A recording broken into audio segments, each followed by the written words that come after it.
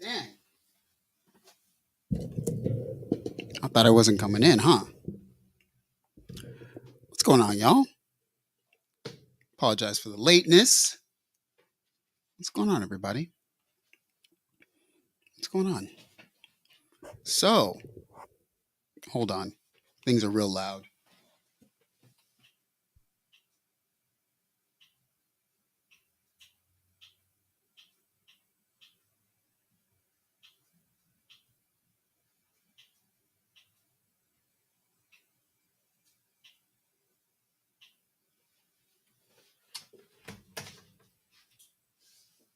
Oh, man. Okay, what's going on, everybody? Man. So, Behringer broke this shit. Yeah, they shut it down. Those Uli lovers shut it down. What's going on, everybody? So, what's going on? Just got out of the gym. What's up? What's up, Analog Wings? What's going on, everybody? So, there's no autumn today. I know everybody's sad, but autumn will be back next week. Until then, though, we should be good with doing it on our own again. It's kind of hard without her. So we got to start off with, of course, as always, the cue of the day. And the question of the day is, once it loads, how many hours per week are you dedicating to music? And like, be honest, give an average. Like, is it 1 hour? Is it 2 hours? I'd like to know how many legitimate hours a week are you dedicating? Meaning you're not just doing other stuff. I know, just like old times. I feel like it's hard for me to say the amount of hours for me, but I would say probably, man,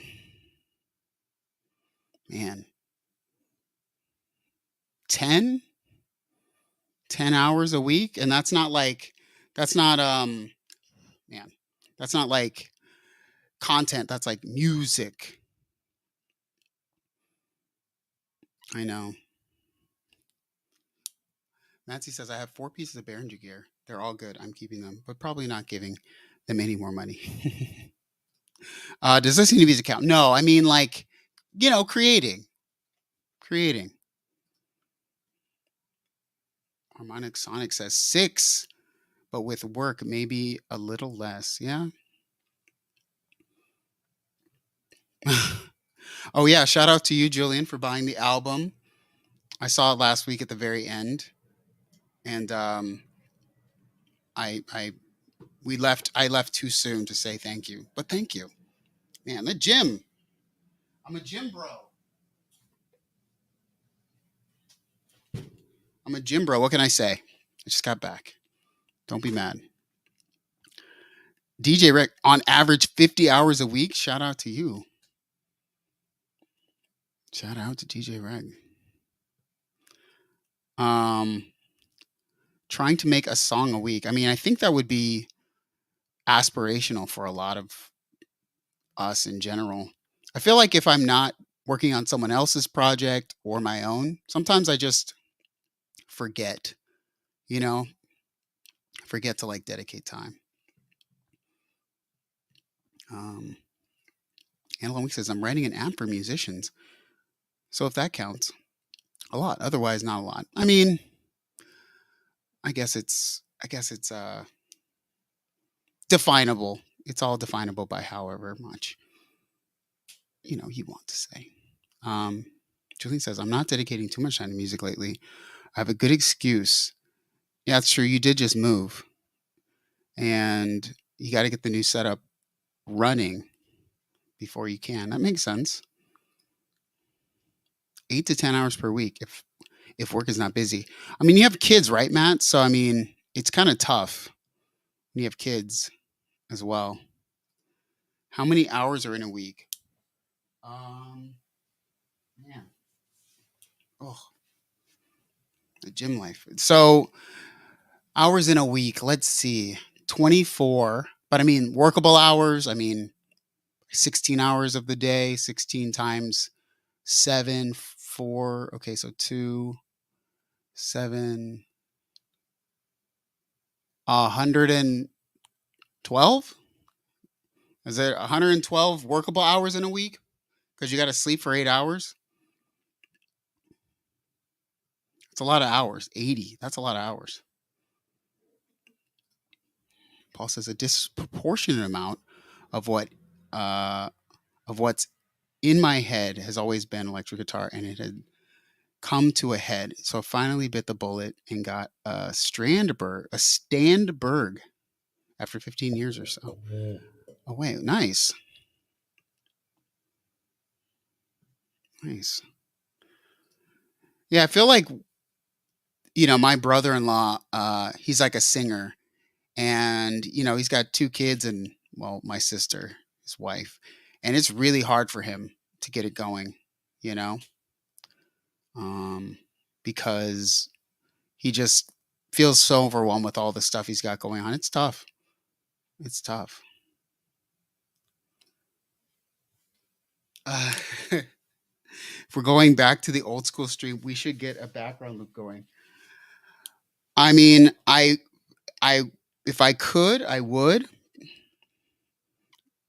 but I don't know if anything's plugged in. That's the problem right now. I was thinking of doing something else, Julian, like entirely, but then I was like, you know what? Why not talk about Behringer? Every now and then, just bring it up, just because. Chicano, what's going on? And hello, Katie, as well. What's going on? Spark up the Uno synth. I don't even have my Uno synth anymore. I gave it to who did I give the Uno synth to?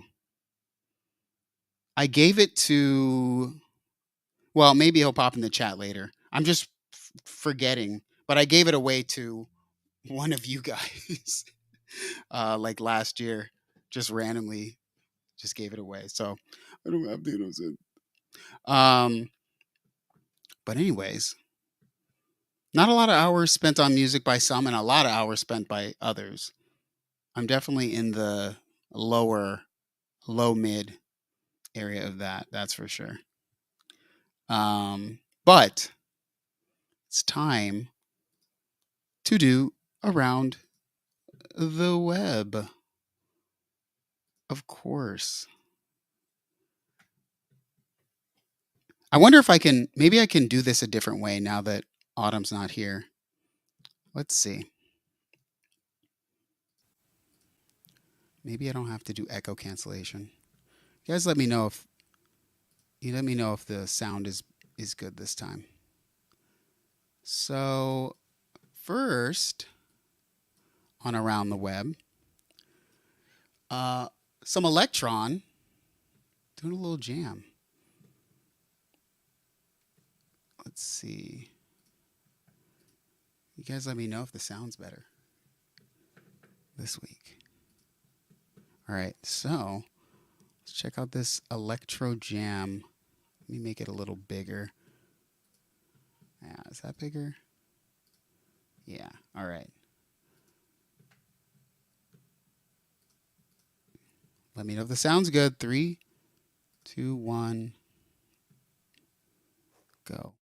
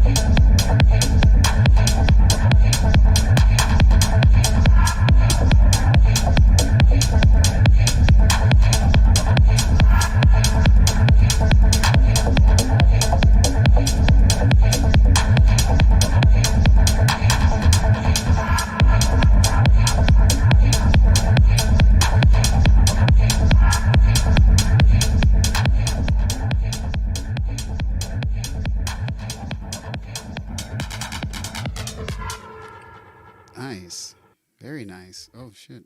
Very nice. Yeah, don't have to mute Autumn, which is kind of slightly nice because that's always like so annoying. And I know I need to just spend time to figure that out, but you know, laziness, just pure laziness. A lot of yeses in there. Heard a lot of yes. So, next up, in honor of Behringer, whatever you want to call it, got the a different jam with the Behringer Edge, and this is called "Can It Do Harsh, Noisy Sounds?" So let's see if it can. Ready? Behringer Edge. Can it do harsh, noisy, distorted techno? Harsh, distorted, noisy techno. I have dyslexia. All right, ready? 3, 2, 1, go.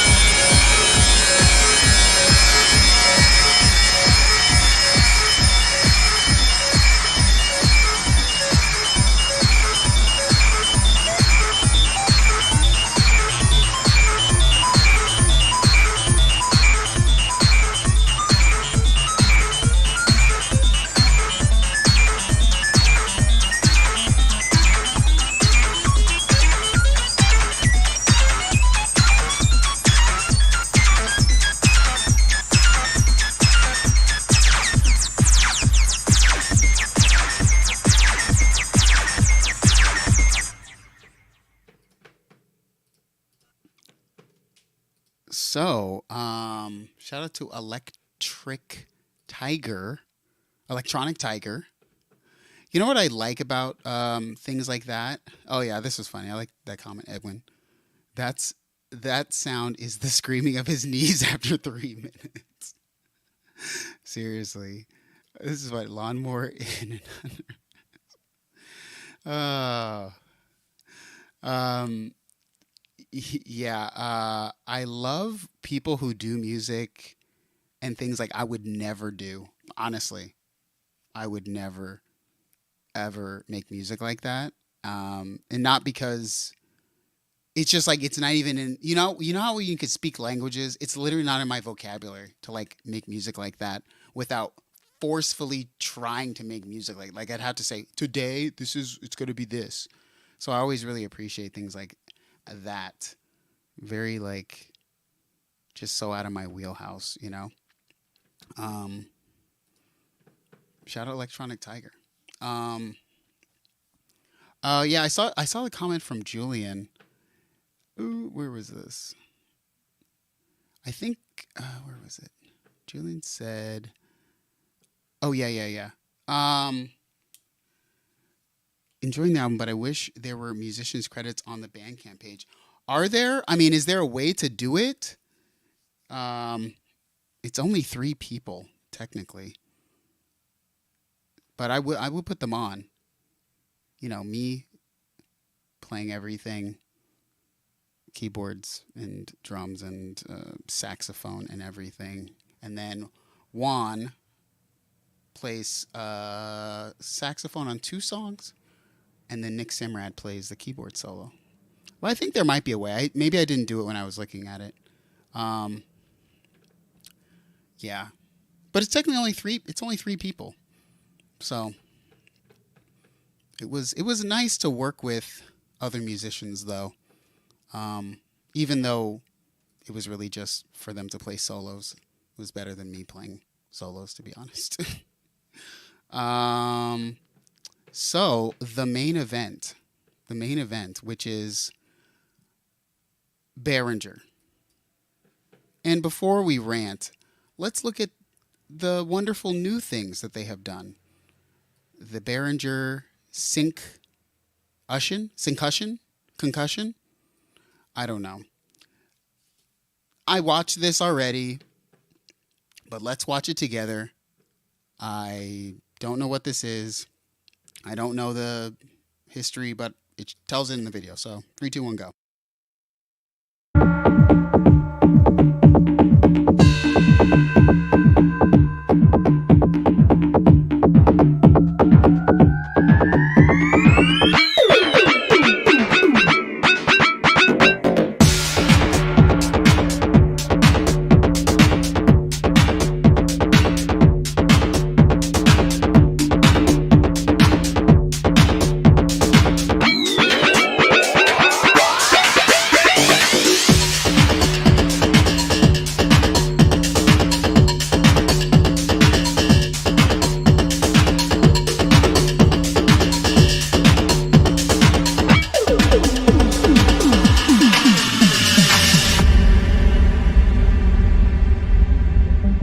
So one of the hidden gems of 90s techno production and a drum synth classic from the late 70s finally makes it to the Eurorack semi-modular format. Introducing the Syncussion SY1. So the Syncussion SY1 is an authentic reproduction of the original 1979 Syncussion drum synth manufactured by the acoustic drum kit brand Pearl. A brand you wouldn't typically associate with synthesizers. It came at a point when synth-based music was just starting to gain a more mainstream audience. And with the success of electronic... Honestly, I feel like this is Behringer's most abstract thing that they've ever cloned. This is so... I mean, I guess it's... See, things like this, I feel like, are good to do. Like, literally, like, bottom of the barrel, like, no one is thinking about it. Like, things... These are the types of things that I say, hey, Behringer, you know what? Great. Continue to do your thing. Obviously, it's like, you know, I think the company's stupid because they always want to make drama like no other company. But I never have an issue with their clones. And this is something that I say, hey, no one's ever going to do this. So this is a good move, right? Why not? I mean, I don't want it, but I guess. Drum systems like the Simmons SDS3, the more established drum brands decided to get into the burgeoning market. And the original Syncussions actually came with 2 drums used to trigger the synth, since the product was targeted solely for drummers looking to top up their acoustic drum kits with some futuristic synth percussion. Some of the early adopters of the Syncussion were OMD, Soft Cell, and New Order. But as music technology evolved and the futuristic sounds of the 80s fell out of fashion, so too did the drummer synths. And much like the now iconic 808s and 303s, they ended up in second-hand stores being sold for a tiny fraction of the original cost, catching the eye of the next generation of electronic producers who snapped them up at bargain prices and began using them in completely new creative ways. With perhaps one of the most famous examples being Aphex Twin, a long-time user of the Syncussion right from his early groundbreaking albums of the 90s to his most recent. Okay, so now let's take a look at the synth itself, and we'll focus on one channel since both channels are the same. So looking at the sliders, you've got a control for tune,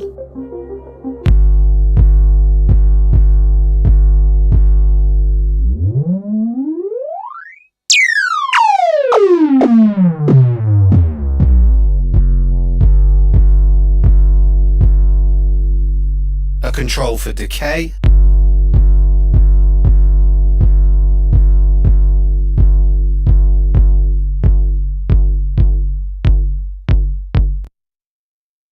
I mean, in all honesty, I'm wearing headphones, and I mean, it's hitting, it's thumping. So, uh, kind of hard to be a hater of that deep bass. I mean, it's very good. It's very good.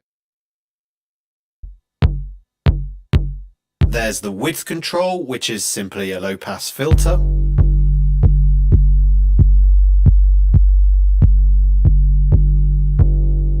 Then you've got an upward and downward pitch modulator with speed and range controls.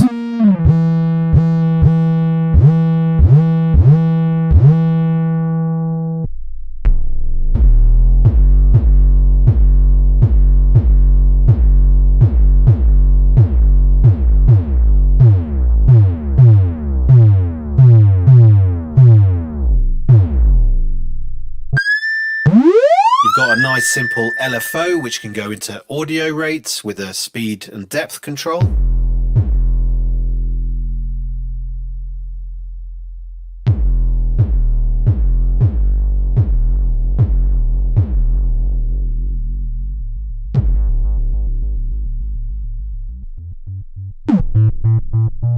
And you've also got a nifty little sample and hold here to get random pitch.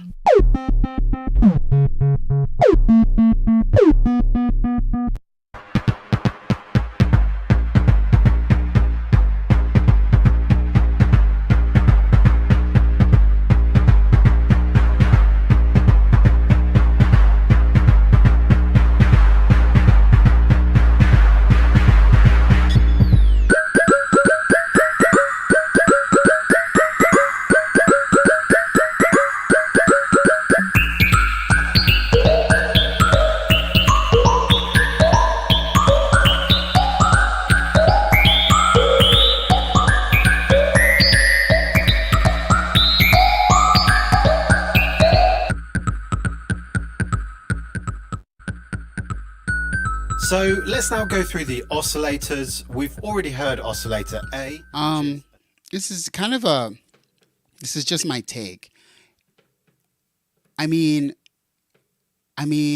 it sounds pretty cool. I mean, obviously not for me, maybe personally, but definitely like, I don't know. Like, what else on the market does this exactly like that? I mean, there's a lot of things that do way more than this, but it feels like this does it in like a super like organic way, the way that you might want to mess with a synthesizer as a like piece of like, I don't know. Like you might, how sometimes you can make drums on a synthesizer, but this is like made to make drum synth sounds, but it's also like, it's perfect because it has two identical channels. So you can kind of like do multiple different things and then you can like sequence them and stuff. I don't know. I, I mean, I feel like I would never use it. I would just make the sounds in the box. But if, say, I wanted to do something similar to this, I feel like I'd probably get this. How many oscillators? I actually don't know. Let's see. God, the fact that they say Facebook is hilarious to me. I feel like Facebook is literally it's just scams. It's just weird scams. Let's see. I'm just looking to see if there's any like, I mean, uh, it's okay. So oscillator mode, oscillator. Maybe it's one oscillator per or something. So it's two, I guess. I don't know. Let's see. One voice, one LFO per, I think. Okay. Chicano says, I can see people using it and getting some crazy sounds. Like whoever gets it gets into it a lot. Yeah. I mean, I like the setup. I like the side by side thing. Um, the Syncussion 1979. I mean, I do I like the side by side better than the top and bottom? What would you guys do? I know the original was top and bottom. This is kind of big. It feels kind of big now. Maybe this was big, but I can't tell the size. But this looks big. It's probably a boat, right? It's one boat size. I guess that's fine. How many boats? That's a lot of boats. When you start to think about all these like products, it's just a lot of boats. As he says, not for me. Yeah, it's your rack. So that's like 60 HP, I think. That's what a boat is. Paul says the demos actually sounds cool, but I'm just like surprised this is a thing that exists. Yeah, it's kind of weird. What's up, Charity Living? Charity Living said something earlier. He's doing some stuff with the dang. I wanna find it real quick so I can shout it out. Charity Living said I missed it. Dang. Hey, Charity Living, post. No, here we go. Doing a video on the Synth Mafia and Behringer. There you go. So let's all check that out.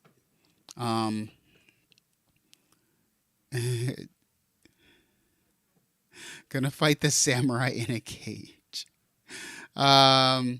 So the real point of this was like not to talk about Behringer's things that they're doing. We don't really care. I mean, I don't care.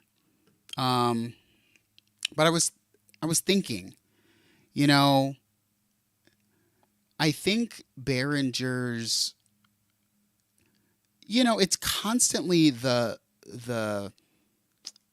either the butt of jokes or it's somebody's like Lord and Savior. And I'm just so like, you know, it's hard for me to like it. The way that it makes it harder for me to like take the not the company, but just almost the entire concept of like a Behringer as like a serious thing because it's so weird to me that like I remember when I used to be really into watching computer channels, like computer build channels, and the way they would go on and on about AMD versus Intel or AMD versus Nvidia, and like people would go on and on about the graphics cards or the processors, and it's just like just that like culture of like caring about something that ultimately doesn't matter. It just like really pushed me away from like ever like thinking about those types of communities. And I feel like Behringer, in a weird way, they do the same thing. It's the ultimate polarizer in the synth world because nobody said nobody says like, oh, is like oh sequential or Moog. Like you don't go on a video. Like I've never made a video, and I've made lots of videos about Moog and sequential. Probably the two brands that I've made the most videos about. I'm just guessing, probably. Never on a sequential video has someone said, "Oh, can't wait for Moog to make something." And no, never on a Moog video does someone say, "Well, sequential is gonna like kick their ass or something."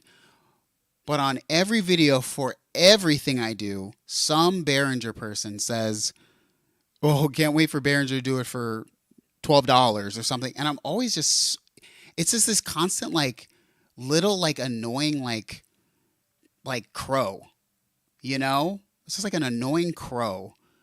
And I'm always just so like, I don't know. Something weird it's this weird um like I just don't understand. No one else fights except people for or against that company. And I guess ultimately, I feel like I think it doesn't matter. I own a Behringer mixer in my mixer box that I've had for years. It works fine. I don't think that I ever thought or had any emotion about the Behringer mixer,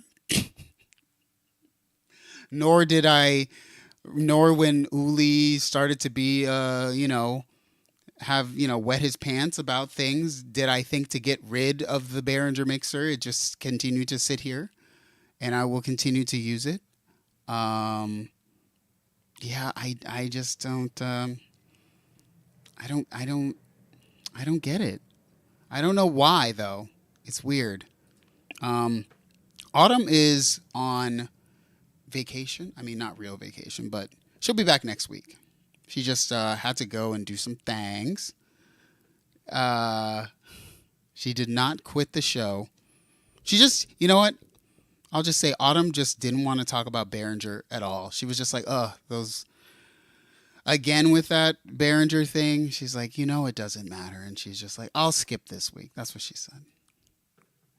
Um, but yeah, uh, I don't know. Viral Beat says I enjoyed their mixers once upon a time. Yeah, I was gonna actually buy a Behringer gooseneck microphone. I don't know if you guys are.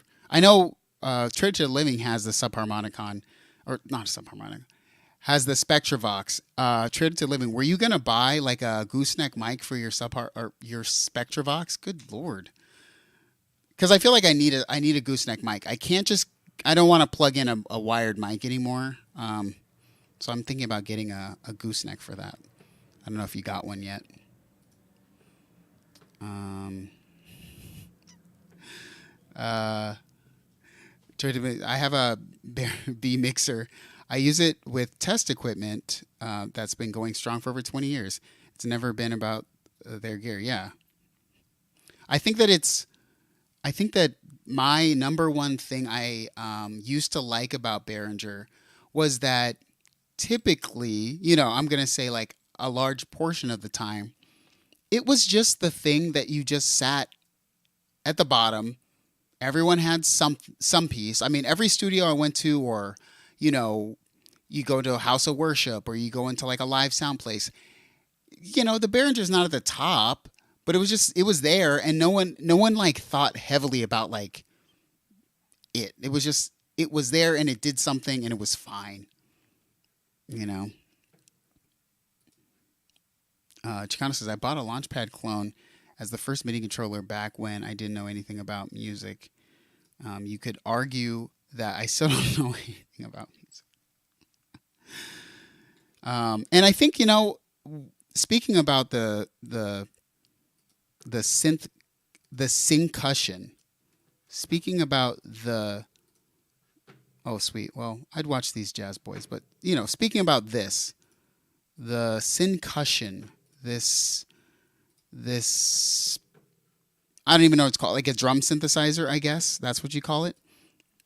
Speaking of this syncussion drum synthesizer, I mean honestly, can you blame a company for really like digging in like the crates to find a piece that, like, I think if I don't I and I kind of, this is kind of the hard thing I kind of try to understand about people and what they hate about Behringer and things like that. I don't care, but my thought is like, would people be mad if Behringer made a syncussion? Because I applaud that they do something that seems very like niche. And someone said earlier that they always wanted one of these for like 10 years and you couldn't get one, or probably it was expensive or something on Reverb or eBay. So it's like, I applaud a company for doing something and making it so affordable, $200, and it'll be $100 in a year, right? $200 for a thing that like and I know they put Aphex Twin in there and stuff. You know, I'm not Aphex Twin, so I don't know. I don't care, but I know people like Aphex Twin, and so that piece of equipment is nostalgic, maybe. So they're really getting nostalgia. I don't know. But it's just like I know Weaver Beats did a stream, and I think Synth Samurai did a stream, and they were kind of poking at each other. And I like Synth Samurai because, in all reality, I think Synth Samurai likes to be the Behringer guy, but deep down, I don't think. I think he's similar to me, where he doesn't really care, but it's fun to have some sort of I don't know, some personality around it, you know. Um, but you know, Trade Limmy says I had a gooseneck already from another synth that works. I've just been mostly using straight XLR and dynamic though. Yeah, I feel like if I get a gooseneck, I'll at least use the vocoder more. But then again, maybe not because I'm really thinking about like mm, like using a vocoder with the subharmonicon in some way. So I got to think of that. Yeah, a Behringer Fairlight. Now, would anyone be mad about that? A Behringer Fairlight? I mean, I guess that I'll be honest. That seems a bit too difficult. I know that maybe people will disagree with me on this point, but um, I don't really find Behringer doing the hard things, and I also don't know what's hard, but like making a mono analog synth and doing it just cheaper, hence things like the Neutron or Neuron or whatever that's called, or even this Syncussion. I mean, yes, there's modulation and things going on there, but like the Fairlight to me seems like very difficult. I never see Behringer doing the difficult thing. I would, and I'm trying to think what synthesizer. Oh, didn't Behringer said years ago? I remember they said years ago they were going to make a CS80. We still don't have a CS80, and I also hope that they kind of wouldn't because I feel like it would be hideously ugly if they made a CS80. Like they would make it in like the keyboard form of like the UBXA or something. I just think that would look hideous.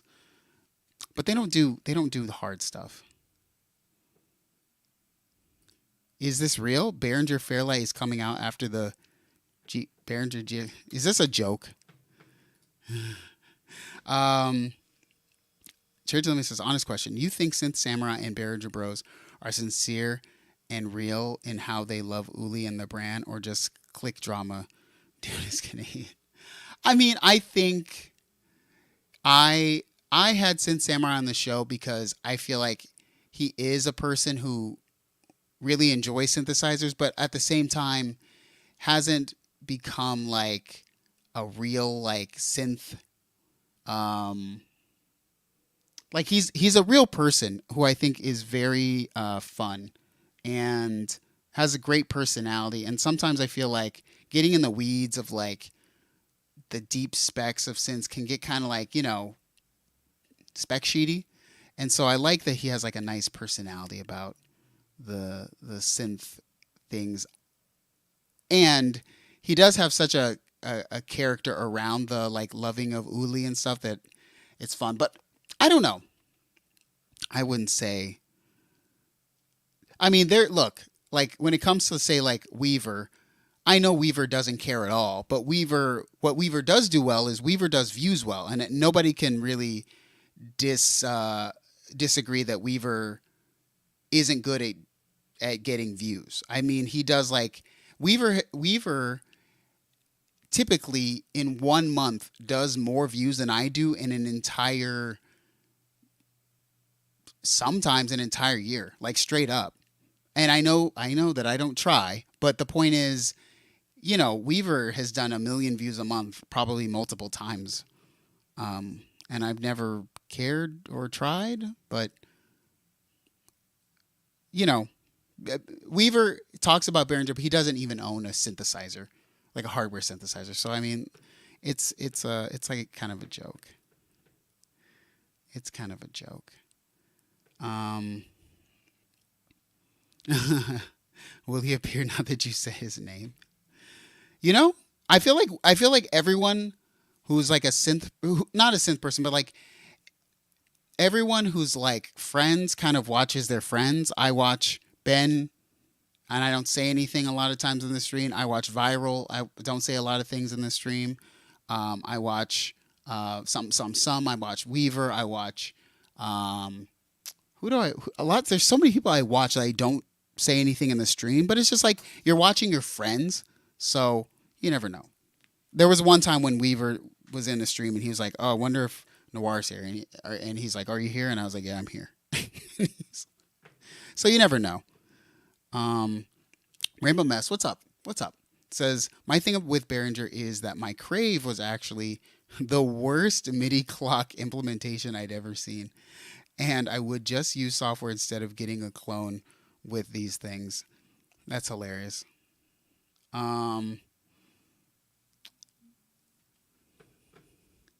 um, yeah, shout out Viral. Yeah, yeah. I mean, I think I hope to meet many of y'all in person. I know. Oh, speaking of, I know there's like a synth event in Los Angeles. I don't think a lot of y'all live in Los Angeles, but there's a synth event in Los Angeles on Saturday, Sunday this week, like the ninth.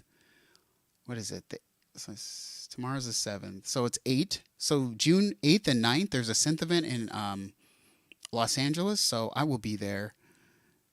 Not that I have anything to do with it. I literally am going there to hang out with all the friends. Ricky will be there because he's a LA person, and Mario, those guys from Electron, and obviously a girl. Um, oh my God, F it, forgetting the name.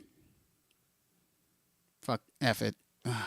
Whatever, whatever. It's fine. Um, I went out for drinks with coworkers and don't really drink, so I'll shut up now. Hey, you know what? You know what? I got some June shines in the fridge. You know, I would have one tonight, but I literally have to do something at 10 p.m., which is ruining everything. So it's fine. Trey Told Me says I agree. It's funny, just not sure if he's playing a character or being real. Not a fan. He is trying to be synth punk. I mean, I slightly. Here's why I slightly disagree. Synth punk is like so attacking of people. I would like it's so I think now here's like a very honest thing. And I think that like people can take this however they will. I think synth punk as like a creator, as like a I can tell like synth punk is very knowledgeable as a synth person and a musician type person, He's very knowledgeable, and he's also very I think he's a good musician. I think I've heard some of the stuff that he's done. I watch synth punk videos probably in the early days before he kind of became super attacky, which is weird. Um, and I always said he's really like good at this, like, but there's something like weird, and I find like you know me, like I mean I don't really do drama at all. I just don't really. I feel like every time I do something, I'm saying no to something else. So if I do drama, it means I'm saying no to like not drama, and I kind of don't know if I want my life to be that way. So the fact that he chooses the drama, it's weird because he could just not, and it would be like it wouldn't take away from him. Like the drama doesn't add. It's weird. I don't know. It's just weird. Synthpunk. Synthpunk is a channel. You know, He's got a. I mean, I don't even know if it's here anymore. It deletes every 5 days or something. So who knows? What's up, Synthetic? What's going on? Dang, Synthetic always traveling. Always traveling. I want to travel some more. Um, yeah, it's Julian says I'm not aware of the synth I only hang out here. Yeah, he's I don't know. I like synth punk as a person who I actually think is talented. I just think it's weird. And it's the same thing with Weaver Beats. Like, I mean, I don't know if I said it to him or anything, but like, Weaver's an entertaining person as a YouTuber and a musician or whatever. But like, there was a time when he really went after people, and it was weird because I said, you don't like, not that I'm the person in charge of what you do or not, but like, you know, negativity negativity only lasts so long, right? People only want to hear that for so long. And meeting Weaver, he's not a negative person. So I immediately was like, well, if your videos sometimes are like about people, but like I meet you as a person and you're not that person, it's weird. Like it's such a difference, you know? And he's talented enough to not do that. And I mean, I think that's very evident in a lot of his videos. Um, Cheerleading says, instead of attacking dupers, he goes after companies like Moog. It's synth punk, but not as good as a musician. I like synth punks. Um, I mean, I'll put it like this. I don't know how synth punk ever did so many videos. Like, yes, they were low, low quality. Like he just does anything. But at the same time, that wasn't that the antithesis of YouTube is just putting out a personality, not caring what happens, and just that he sort of embodies the original old YouTube, which is what a lot of people miss, and thus I can understand why people like his stuff. So, you know, um, Vitaphone says, "What's going on?" I feel I like synth punk before he felt slighted by Behringer and went down the dark path of attacking and becoming a troll. He used to have a cool cable access vibe. Um, yeah, I don't know what happened there. It's such a weird thing. Such a weird. It's a weird thing. I still don't know. Julian says, I'm only really interested in someone's channel if their music is good. Well, then why are you here? See? Weaver, I heard my name. See? No, we were just talking about you, Weaver. We were talking about a little synth samurai / Weaver Beats stuff. But yeah, I think that this is funny. Um, I was I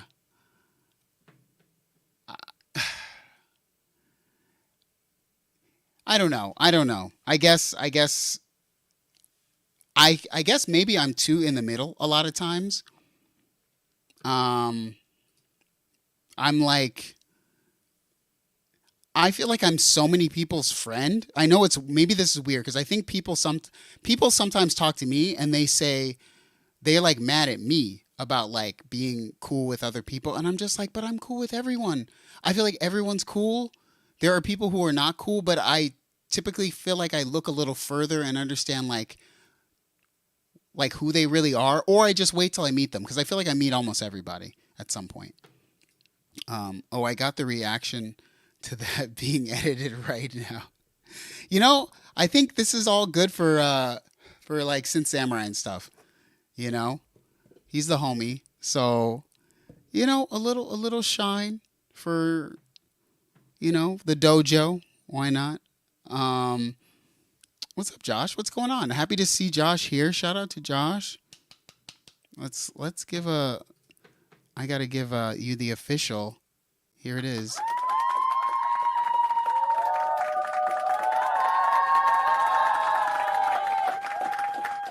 Josh is making music. Please subscribe to Josh is making music on YouTube. VIP. Emily Hopkins is rad as heck. Yeah, I watch her streams randomly, secretly. Oh, that sounds weird. I mean, I watch her streams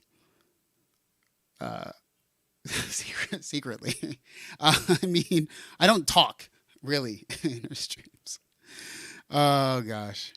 Oh, this is hilarious. This is for Weaver. You want to get back at Synth Samurai? Just do. He's got a son. Do the Kendrick Lamar Drake thing. You know. Weaver, you better put down that computer and practice on Behringer BDS.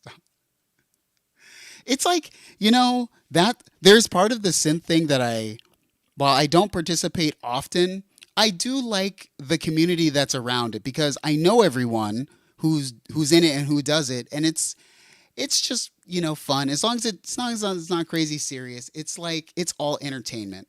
That's why I think. I know that maybe people take it different, but it just all feels like entertainment to me. And that's right. Josh gets that clap. Yes.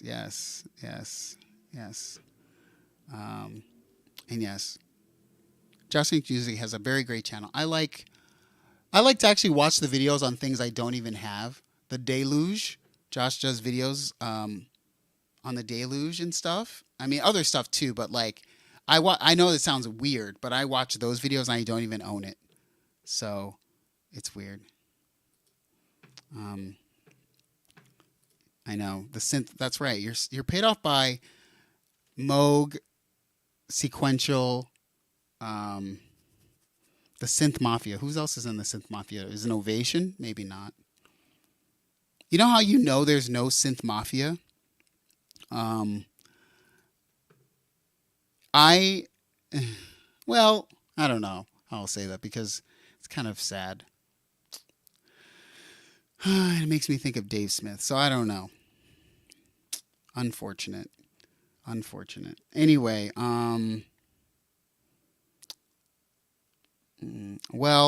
yeah, there's no Synth Mafia.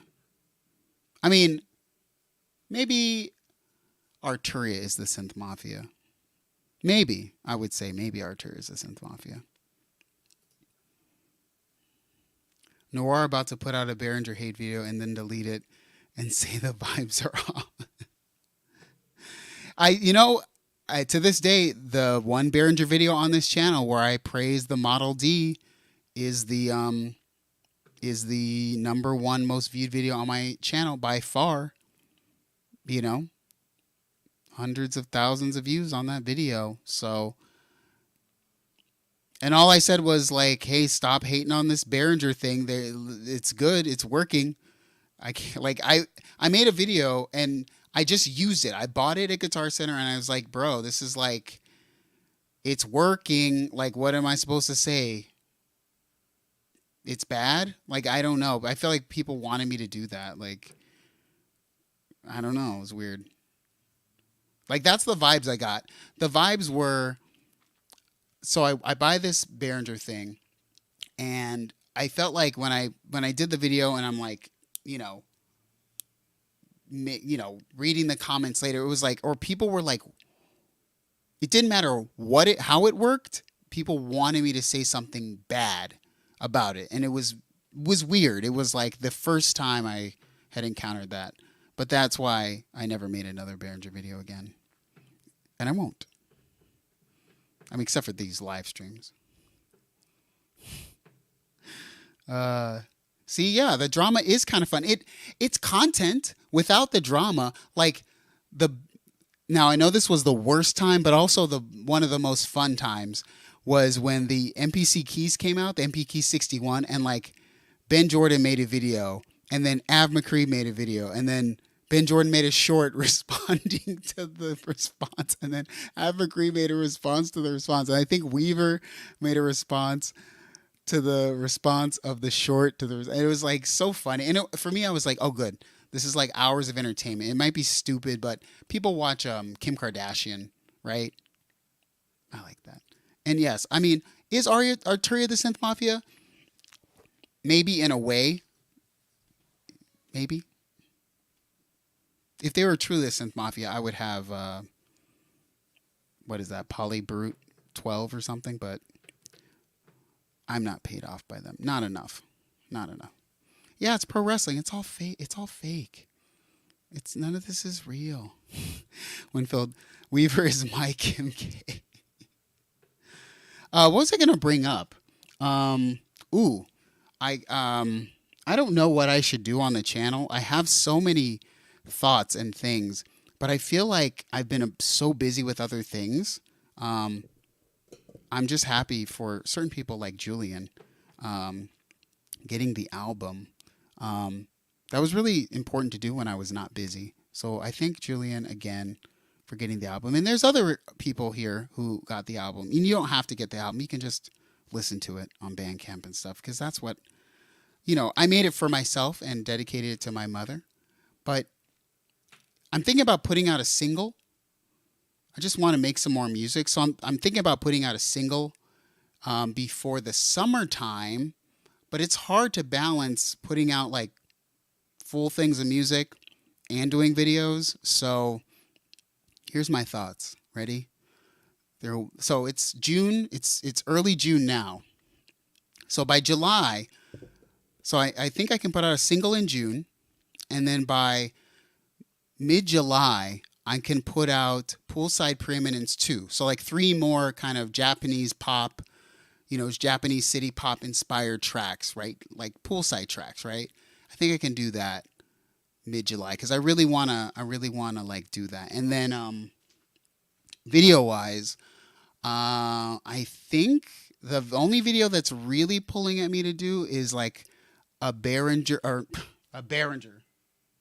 Waldorf video about Waldorf stuff, because I have like a few Waldorf things, and I think it would be really cool to do a video about kind of Waldorf's history of going bankrupt and stuff, a nice story about that. So I got to think about a story. I know the story, but I got to get a lot more information about Waldorf's like multiple bankruptcies like over the years. That's like the big, because I only want to do those. Either it's a cool new thing like the Moog Spectravox, or it's like a story type video. Those are the only things I want to do. No I don't know. No other stuff. No other stuff. Oh yeah, I still got the Meraki. It's like over on the table. I love that thing. Definitely gonna have to buy that. I'm only borrowing it now, but I don't get it for free, so I'm gonna have to buy it. Oh, thank you for saying Poolside was great. I really felt inspired by making Poolside Preeminence. That was really my thing. And this one will be even more Japanese city pop inspired. Yeah, this will go hard on that. 3 songs though. Yeah. Vitaphone Business Channel says the QVCification of YouTube and the loop of influencers reaching a certain point when they blow up, and balancing line between making money and integrity is definitely hitting a fever pitch. Yeah. It's I wonder. I don't even know how it really works anymore. I think it's so okay. There's like different levels of the influencer, or whatever. I think like for me, the balance is you have to like make music because like what like I'm not saying, okay, how do I say this? The companies obviously want you to buy the thing. I don't want you to buy the thing. I just want you to watch the video because for two reasons. I never get paid because you buy a thing, unless you buy it on Zounds, and that's the only way. But I don't get paid if you buy things from Moog. I even this time around, Moog, when they reached out about the Spectravox, I told them um, they said to me like, "Oh, can you like go through and like do like a thing about the, they were just saying like, can you like basically do like a loop hop?" They were like, "Do like a loop hop." And I straight up told them, I said, "Do you know, like, hello, uh, there is a loop hop. Like, I don't want to be an instructional manual, and that's not what I would hate that." I said, "I'll make a video of music. I'm going to make music with it. That's all I'm going to do. I'll make a video making music. And if you don't want me to make a video making music, I'm not going to make a video." That's all I said. And they were like, "Okay, cool." Because I was like, "Yeah, I did that for other stuff, and that like works." And then I realized, how much value does that bring to people? Like, people don't always want that. People also sometimes want to understand things. And so I was like, well, I guess I can do this explaining of the patch that I made. But that video was difficult to make. I just wanted to just do music. And, um, good night, Trade to the Living. Shout out to Trade to the Living. Subscribe to Trade to the Living.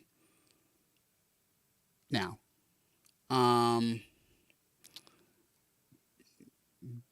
I everyone has different things, right? Everyone has different things, right? That would be so annoying to do a thing. I tried that one time and I hated that, and I still hate that video. I hate the video where I did like a loop hop type video. It just feels so annoying. I'm not even going to say which video that is, but it's probably the longest video on the channel if you can look. It's just such an annoying video.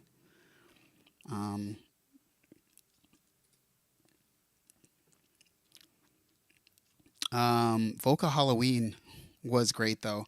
I know there will be a Halloween special video this year. I missed last year, but I was in such a bad place mentally. I just couldn't do it. But this year, the Halloween special will return. It's just hard to think of what to do and what synth because I have to buy it. So I'm like, okay, what's interesting for $500? That might be a funny joke. NoirEtBlancVie, do a comedy promo video. I bought the Mini Nova because of your Halloween video, no regrets. Now that was a fun video. I loved making that video. Yeah, I think it's hard sometimes because I realize like the roots of my channel are in like making jokes, but I realize a lot of people who are heavy into it hated those jokes. So it was kind of like tough. But I also was like, I'm not gonna stop. Like, I'm not like a demo person. I just want to have fun. So it's hard. It was hard, but I think they got better. They were pretty cringe for a while. Like I accept that they're pretty cringe, but I think I found a decent balance at some point.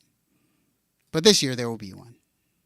Affirm the Hey, speaking of the Halloween, Speaking of affirm, one more payment, everyone. I got one more $162 payment, and we're almost there, everybody. Yo, that's really sweet.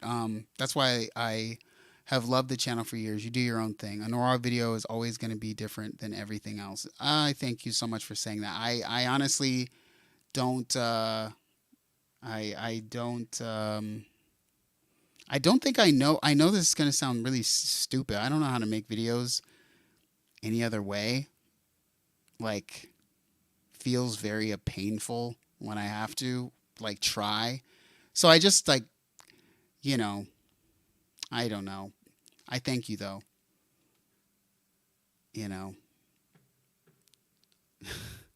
One payment until you can affirm the new Oberheim. I'm gonna get the OBX 8. Yeah, I'm gonna borrow that from Zounds. That'll be the easiest video I could ever make if I choose to make that, which is so hard because I never make any videos like I probably should. I really like don't use this channel the way I should, or not this channel, but I don't know. Everyone always for years. Everyone's like, you could just go full time, and I'm always like, that sounds like work. That sounds like actually I'm gonna have to do things I don't want to do, and I don't want to do that. So I ain't going to. I ain't gonna do it. I have one affirmed payment left on my Sennheiser MKX50. Um, MKH50 isn't that like a how much is that? $1,100, $800. I should have never affirmed. God, God, affirm is the devil. I hate that I did that. What a stupid thing I did. Anyway, um, I always love your special bids. Going the extra mile and very creative. That content getting rare on YouTube. Oh, and I think Vodafone added something similar to that, because yeah, I think it's hard. I know it's gonna sound really crazy, but to be fully honest, in the world of synths, and there's some people who don't like this person. I understand that, but I am very close with Jeremy from Red Means Recording. Obviously, he's been one of my most. I think that he can do really great video. He can do two things. I think Jeremy is a really good musician, which is why I feel more turned on by, which is why I feel more tuned in to his channel. Um, that's hilarious. I feel more tuned in to Jeremy's channel, and you know, he also makes great visuals. So that's me. Like he does it in a different way though. Our channels are like nothing alike, and he has a lot more public opinions on things than I would ever have. I'm just not that person. But his channel is very unique, where you're going to get things that you're not going to get anywhere else. But I understand that for a lot of channels and a lot of people and whatever, there is no balance, and you almost can't have a balance because you only have so many hours in a day. So unfortunately, yes, every video has to be selling people on something, and you can't, like, yeah, there's just not enough time to not sell people. And I don't know. I don't watch those channels, and some of those people are my friends. So I mean, it is what it is. I'll just say that. That's how I'm going to say it. Um, yeah, please don't go full Utah, but I don't want to see you do Manscaped 90-second ad. I mean, the thing is, I complain about a lot of creators doing things I don't like. I've seen people do 2-minute ads, and I just feel like, what the hell are you doing? Like, I would never. Like, okay, when I say never, if a company offered $100,000, I'm sure I would do a 2-minute ad. It's $100,000, but no company does that. And if any time, I mean, my inbox is so full of crap, you would be blown away. But it's hard when you're looking at, Timu. I see a lot of people doing Timu videos right now in the world of music, right? I got a Timu. They keep sending me emails. Oh, did you miss our thing? We want to do it. Yeah. And I'm like, why? But it's money. And when you have to balance feeding your family off of views and sponsorships, Timu is your sponsor. It is what it is. Um, hey, Paul. Nice to see you here, Paul. What stands out on your reviews is excellent writing ability. Reminds me of old school magazine reviews. Keep doing your own thing. Well, thank you. My old school magazine video, one of my favorite videos ever. Ooh, yeah, that's right. 12 to 1500 for the mic. I feel glad that I got rid of all my stuff. Um, like I'm sorry, got rid of it. Got rid of the buying of it because it's so expensive. Destructo, what's going on? I always appreciate seeing Destructo here. Could be doing so many other things like playing the roads, but thank you. This is the after hours part of the stream. Yeah, I guess, here's the reason why probably Autumn's not here and we have to keep time with Autumn because I don't want to kill Autumn with this, but, you know, this is the after hours. Jeremy is cool, but he chased a lot of people away with his give me money video rant.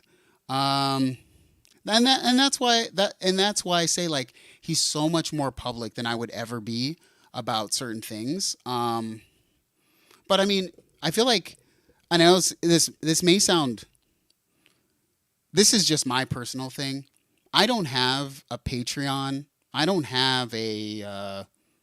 What other ways do people make money? I don't know. I honestly feel like I would like to. I'm a musician first of all, so I'm gonna make an album and then I'm gonna sell it. I thought that's how we did things. Like I know that, and also I realize that that's not actually a good thing if you want to do this like consistently. But I mean, I've been very fortunate. A lot of people have purchased the new album. I mean, that's been really, really, really, really, really good. I'm very surprised that people did. And thank y'all. But yeah, I don't know. I my thing about that is I know the video you're talking about, and I guess I just don't externally talk about frustrations or things, and I think some people think it's bad that I don't. I know people have mentioned that. Oh, why don't you talk about these things? And I don't know. Y'all want to watch a show, right? I don't want to be too. I don't want to be too heavy, because things are pretty great, in real life. Jeremy is super talented. I know he is. Oh yeah, Brutal Moose is great. Love Brutal Moose. I love Brutal Moose actually. Um, I'm Zaki. I'm sleep deprived and close my eyes and realize you sound like a bear in the big blue house. Please don't be offended. I will watch Bear in the Big Blue House and find out what the hell that sounds like. I have no idea. Um, Likewise, I love being here with like-minded people. Yeah, we're just chilling. I could do an OnlyFans. I could. Oh yeah, go the Busy Works Beats route and sell a $500 course. That's the way to success. I feel like I would. I feel like I would instead of selling a course, I'd rather like try. I've talked about this with Autumn. I said. I said like I'm so like kind of anti selling people that it's hard for me to like make money. Like I just don't.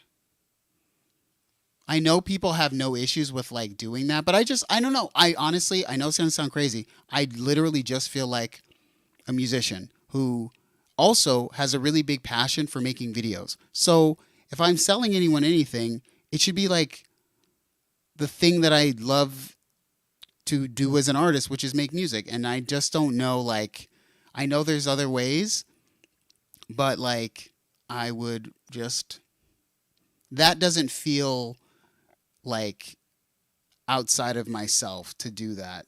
Selling someone on something that I don't even know if I'm necessarily better than people at, just because I feel like I'm in my own head about it. I don't know. I'm not the one to tell you how to make music successfully or better or I learned music a long time ago and everything feels very second nature to me. So it feels almost like I never learned or never did anything. Like I learned how to play keys super young and like bass, all that stuff when I was like very young and teenager. So it never feels like I'm Like it doesn't even feel like I'm sharing knowledge because that's just what I did. I don't know. Some people do feel that they have something to share. I think everyone's on their own journey, you know. Yeah, I feel like that's like would be so cheesy, right? Hi guys, here's how to make a beat on Skillshare. I just like I mean, shit, I don't know. I don't know, man. Hillblocks says, "What's your honest opinion on the Astrolab? Is it worth the price and the screen and is the screen practical at all or a novelty?" So, my opinion on the Astrolab because one, Arturio sent me the Astrolab, but they didn't give me any money. But the Astrolab also costs $1,600. So, in a way, they did. So that's the disclaimer that I'll give. My honest opinion is the same as when I got it. I was a performing keyboardist for years, and Arturia can't get, they can never get mad for saying this, and probably they're still going to be cool with me because I'm just going to be honest. I think the Astrolab is amazing for what it is. The way that it links in with the app, all of the features, you got to go deep in the features of why it's way cooler than, say, like a Nord Electro or a Nord Stage, right? All of the features are just far better. But I would never play an Arturio Astrolab over a Nord Electro or a Nord Stage. Never. And it's for live performance keyboardist reasons, which are one, I know a Nord is going to work all the time, and an Astrolab hasn't gone through enough pages for it to work. Two, I can't use that power supply as on a live touring type of a thing. The chance I'm going to lose that is so high, or it's going to get stolen or forgotten. It's just too high. Like these are things that they didn't think about, right? The patch switching, sure, you can make a playlisting, but some patches are still too slow, and that means that some patches are unusable live, right? So my opinion is like, yes, you made a key for live people, but like it's not. You know? It's like the day you see someone legitimately pick up a Astrolab over a Nord Electro, I don't know. I don't know, except for someone who really needs the exact sounds they used in the studio on the stage, right? Because most people don't use a Nord Electro in the studio and keep those sounds, so that's not where it makes sense. It's like a live players type of thing. So, yeah, that's my honest opinion. Hillblocks. It's not. Yeah. But Viral Beats, you said I stick to music, less commentary. However, the talking videos get the algorithm going. Yeah, the the video you did about the navigator. I don't want to say it's my favorite video of yours because that means I'm skewing towards the talking type videos, but I mean, I've thought really trust me, I know I talked about it once, but I've thought a lot about like how can we make that video like go? And I know that we talked and it would require like the hardware, but I think that video has such a great story to it. I just yeah, I wish we could do that video again and again and again, but again once. Um, hmm. What do I have to do? Nothing. Oh,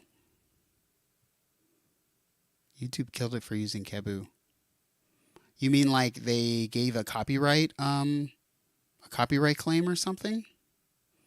Is that why? I didn't know that there was like an actual like problem with the video other than that I don't know. It was weird. I was like, oh, this is gonna take off, and then it didn't. So it must have been something. So you can let me know like what was the issue there. Oh, also bye synthetic. Peace out. Vita from Vision Sound says if you don't do it on the channel and it's elsewhere, seems. Oh, sorry. Hold on. Here we go. If you don't do it on the channel and it's elsewhere, seems like it's not a credibility hit. Like 90s, 80s. Oh yeah, 80s and 90s celebs doing wild commercials in Japan. Yeah, that's true. Oh, that's interesting. It was worse. It's not visible in most countries. I see. Hmm. Hmm.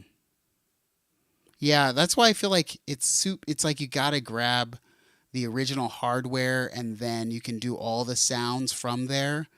You know, that would go hard. That would go crazy. I just don't.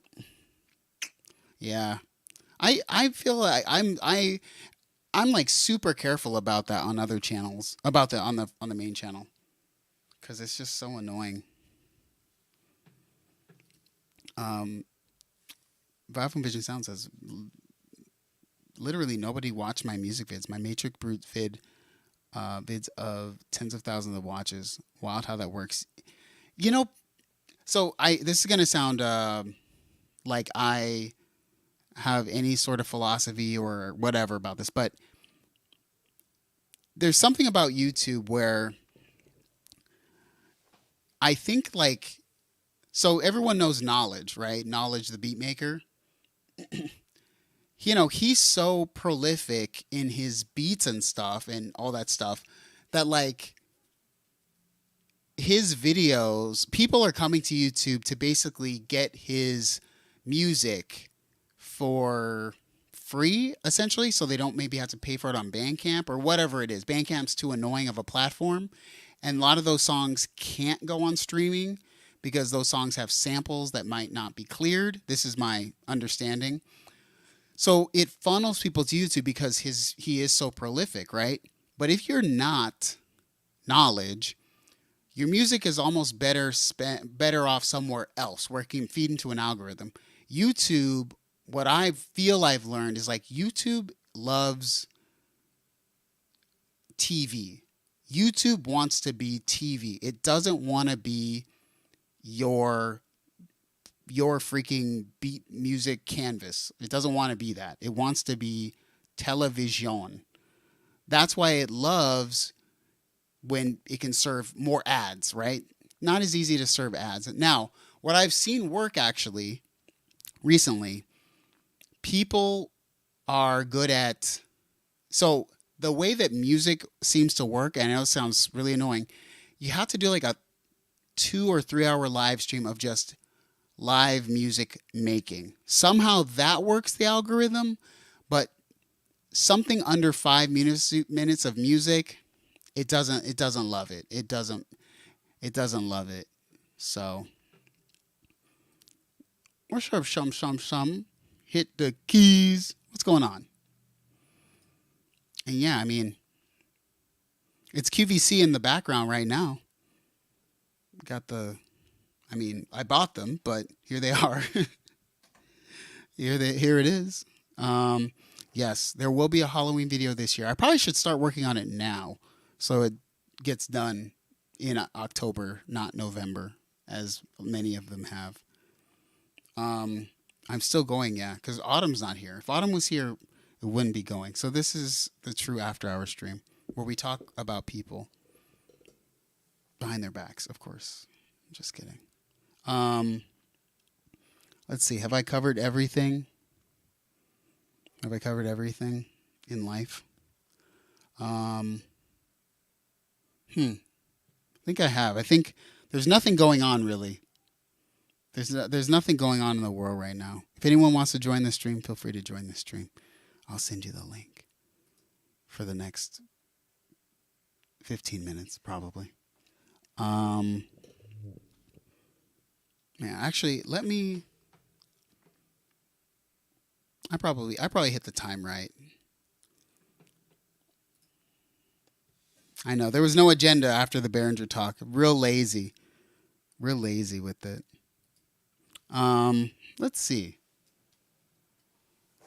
What was I going to talk about? Um,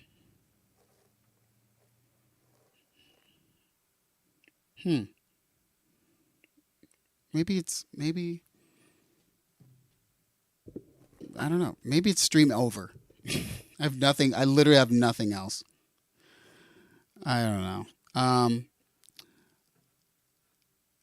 Actually, that's interesting. Machines 1. Have you got to play the Poly 12? I haven't.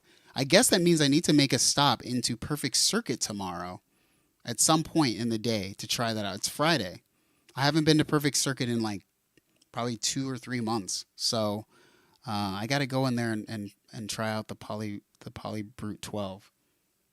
I also need to like play my own Poly Brute at some point. It's got to be the second least used synthesizer in this place at this point. Yeah, even below the Quantum. Um, yeah, I really just I am really on the fence about like clearing out a lot of stuff. I really just feel like there's just too much stuff going on here. And like that album, doing the album just really made me feel like there's nothing going on. Um, um, yeah, still doing production, but on like a different side of things. A lot more on the producer route, like the producer side of things.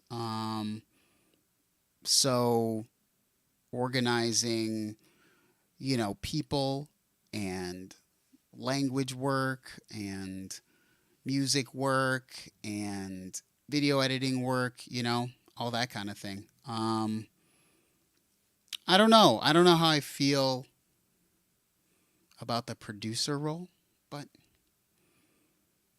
you know, it's good money. It's good money, so I don't have to, you know, do Raid Shadow Legends. I guess I feel fortunate. I feel very fortunate. I feel very fortunate in life. I think I have been very fortunate to be successful and continue to just do what I want to do. Get to make an album, people buy it. Get to make a video, people watch it. Get to tell people to re-edit videos, and they have to do it. It's good. You still play the Prophet 6 to death. Uh,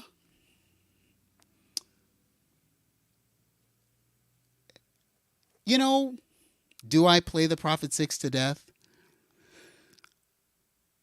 I will be honest. Here comes the conversation about the video I've thought about making for a long time. Is like, I bought the soft tube Model 80, Model 82, and Model 70 or something, whatever. Like, I use those a lot. A lot of the songs on the album also actually have a lot more soft tube model synthesizers than hardware synthesizers. The synthesizers I only used the Prophet 6 like 4 times on the entire album. I used the Access Virus TI2 and the Moog Sub 37. The Moog Sub 37 is like every bass on the album except maybe one intro where I actually needed to play electric bass because of the slides and stuff. But yeah, um, yeah. I just I didn't I didn't use the Quantum at all on an entire album. I didn't use the Brute on an entire album, and I only used the Prophet 6 like 5 times, maybe on the whole album. It was just a lot easier to just open up a soft tube synth, and nobody would ever know. No one would ever know. I remember in the one video from back in the day, you used to say you put phaser on every track with the Prophet 6. Not sure why that's still in my head. I mean, I just think the phaser sounds good in the Prophet 6. I love a phaser, and it's like you get a stereo phaser, right? The Prophet 6, in a way, it's more special. I would do more solo, like, Prophet pieces Maybe I will. I got to think about that. But a lot of the pieces I did that if you listen to like some music in like the YouTube audio library, all of those like solo synthesizer pieces are on the Prophet 6, and it was piano compositions, and I just played them on the Prophet 6 because nobody wants to hear another solo piano piece, but synthesizer solo sounds good. No, I didn't fall out of love. I fell out of trying as hard as I was. Um, yeah, I mean, I honestly pigments. I used pigments more than a lot of things. So probably it went. I like that 82. I think that's the Juno. Is the 82 from Softtube. So the 82 is the best one in my opinion. I think that's the best by far. And then the 80 or the 79 or 72. Yeah, 72. So 82 and 72. 72 is the Moog, 82 is the Juno. And those are the two ones that I really like. And then pigments. I would never need another synthesizer hardware. And I mean, I'm not saying I would want, I'm just saying I could if I just had the Model 82, the Model 72, and pigments. And Pad Shop Pro, of course. Pad Shop's the greatest. Time to sell that Quantum and buy a car. Um, I mean, I've thought a lot about really only keeping like three synthesizers. I really have thought about that. I just don't need all this stuff. I just don't use it. So no, see, I like the hardware. The hardware, the virus is so good. And yes, I guess I technically could move off the hardware virus, but like, I'll be honest, like, I would be lying if I said like the hardware virus. I think, and I've used not every synthesizer, obviously, but I used a lot. That Virus TI, I'm sorry, I'm looking at it right now over there, but that TI 2, I just think, I mean, I think that shit is like the best synthesizer ever made. That thing is so useful and versatile and like, yeah. I mean, I don't think maybe the bass sounds, I don't think they go as hard as like the real Moog Sub 37, because it just works. It's just somehow it just works for bass and lead. It just cuts or does perfect things. But that Ti 2, nah, that's the goat right there. Any synth sound you could ever think of, any effect sound ever, you got it. 4,000 presets. I mean, that thing's got it. Like, I love that. So good, so good. Um, let's hear some solo piano. If I plug it in, it's not even plugged in though. Um, Hillblocks on there. I'll probably never sell my Hydrosynth. Definitely a keeper. Yeah, the Hydrosynth. Let's say I didn't have any synthesizers. I probably would have a Hydrosynth only because when I played it at the store and I listened to it, it always gets me every time that it's not a real analog synthesizer. It's just that good. And I think that that's why that company actually worked out, because I remember when they showed up at like NAM that one year and I'm like, what is this thing? A shouldn't sound like what is this? Like another like this is what is this? And I didn't really pay attention. And then I heard it way later and I was like, oh, I see why they're being successful. Now, do I think that they messed up and made too good of a synthesizer? Like, where do you go from here? I think so. They've released essentially the same synthesizer like four times. And that thing came out in 2019 or something. So it's been 5 years. They've given you bigger and bigger versions and smaller versions of the same synthesizer, essentially. But the problem is the synthesizer's too good. It's like, it's everything. It's everything. And maybe that's a good thing. But like, I don't know. Companies are always trying to like piecemeal you out, so you got to keep going. But that company, like, I don't know. It just feels like they gave you everything, and now, what do they sell you? It's a difficult decision to want to sell any gear because it has this sad look on it while you're letting it go. Yeah, I mean, I sit here. I mean, Destructor, you have everything, more than like far and beyond more than me. But I feel like I have too much crap. This place is full of stuff. And when I finished the album and I thought about that I never used some of this stuff, and I still felt very proud of that piece of work. I was really just like, dude, like, I almost got like sort of like depressed about it because there's been these times in my life where I I reach the point of like gear. It reminds me that like none of the melodies or the harmonies or the rhythms were done by the pieces. Like I did it all, and or Nick Simrad. You know, and it reminds me that like, dude, this is all just like space. It's just taking up space, you know, and so I just kind of like. It's even like this modular. Like I did use the modular on the album. Last song, the final song on the album is all modular. So yeah, you know, I said, oh, $5,000 sitting over here. I better do something. Better freaking use that for some reason. Um. Oh, here we go. Software is easy and it sounds great these days. Wow, it doesn't. It just doesn't inspire me the way hardware does. Um,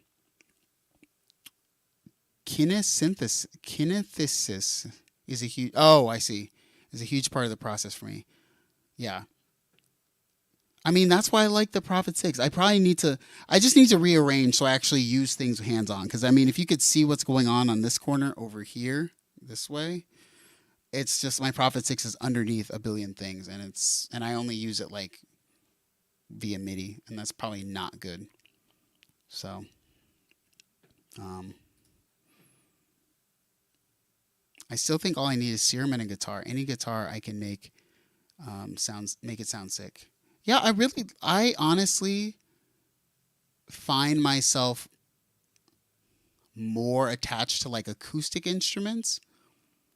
Like, yeah, I think that's probably why on the album there's a lot of saxophone because it was like those were the sounds that I was just like, you know, those are the sounds that I was inspired by. Like, I think like sometimes my ear is like not as synth. I love good synth sounds. I love the Udo 6, but I love like organic-y sounds. So I'm really trying to merge the world of like organic synthesis and like acoustic stuff.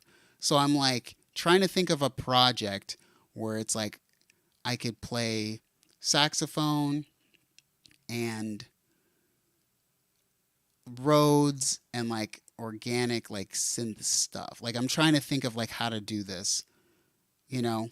Um cuz like sometimes I feel like people are disappointed in me. If people open like the sessions of like the album, they'd be like, "Oh, this is all like Model 82 model and pigments and like Rhodes sounds and like because they'd be like, there's no profit, there's no quantum, you didn't use anything." It's like, no, I didn't.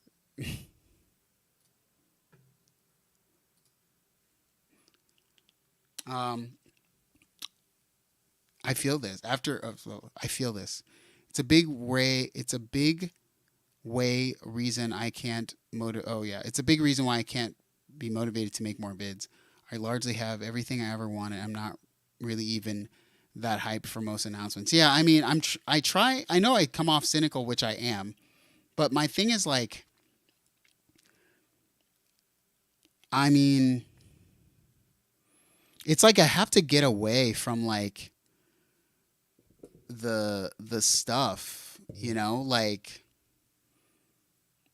I mean, I don't think I thought about like in the process of making music, I feel like I'm not at all thinking about what I'm using. I'm just trying to get to a sound as quickly as possible to fulfill the thing that I'm hearing in my head.